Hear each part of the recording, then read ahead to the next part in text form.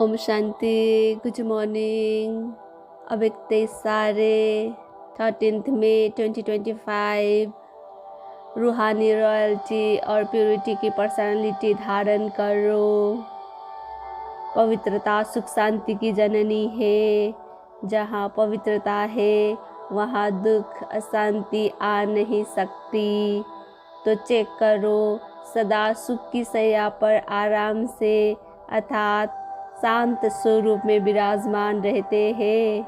अंदर क्यों, क्या और कैसे की उलझन होती है, या इस उलझन से परे सुख स्वरूप स्थिति रहती है।